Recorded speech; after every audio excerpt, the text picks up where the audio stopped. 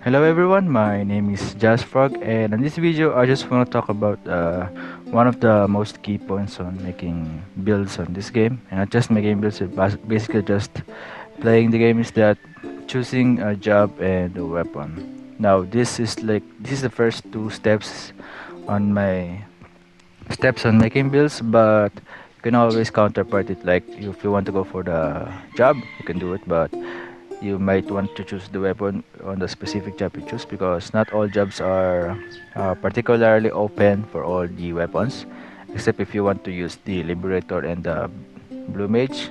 Oh, sorry, Liberator and Gambler. Those are the only two jobs that is account for every weapon that exists in the game.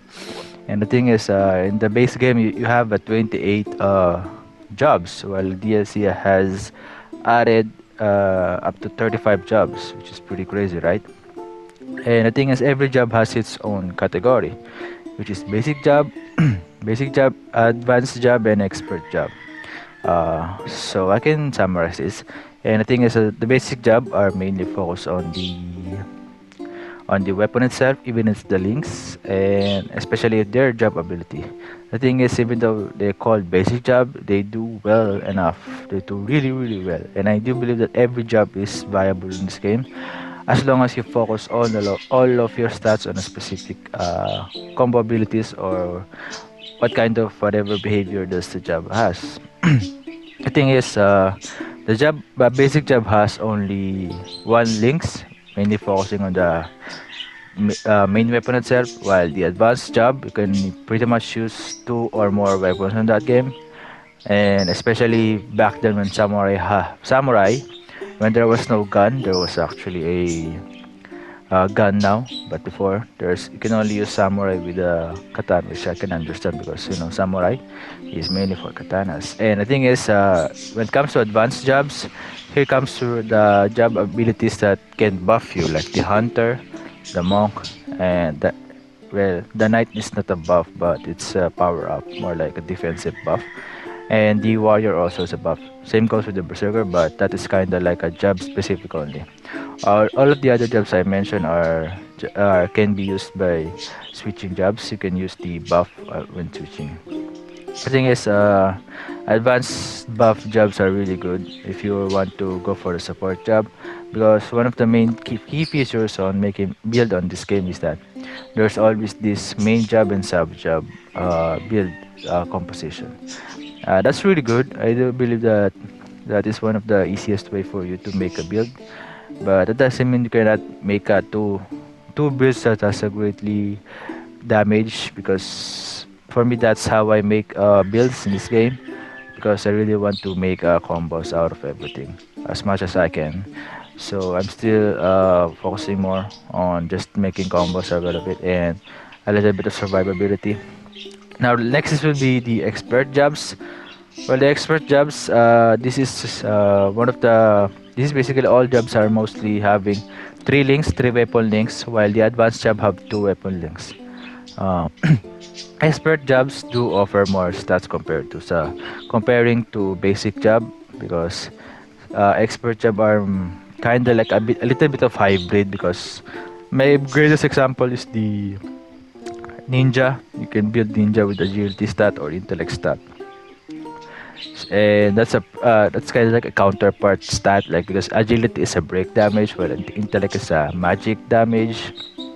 But if you make a combo abilities that have both the same stats, like they have both magic elemental or uh, attack type, that will be pretty cool, which will make your build so amazing.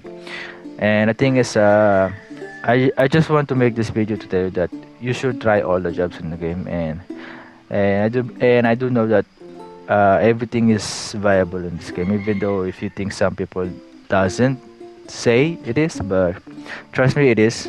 I've been doing my best to make a decent bit to every job on this game, and it's really fun. And that's one of the main factor I really love about this game, is that all jobs really play well.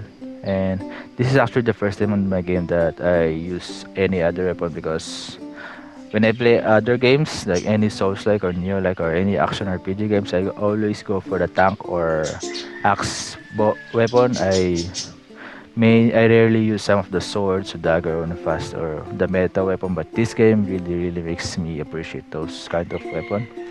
So yeah, this is just short video. I just want to talk about it, and this I hope this helps you a lot. And I guess in the expert jobs, I forgot.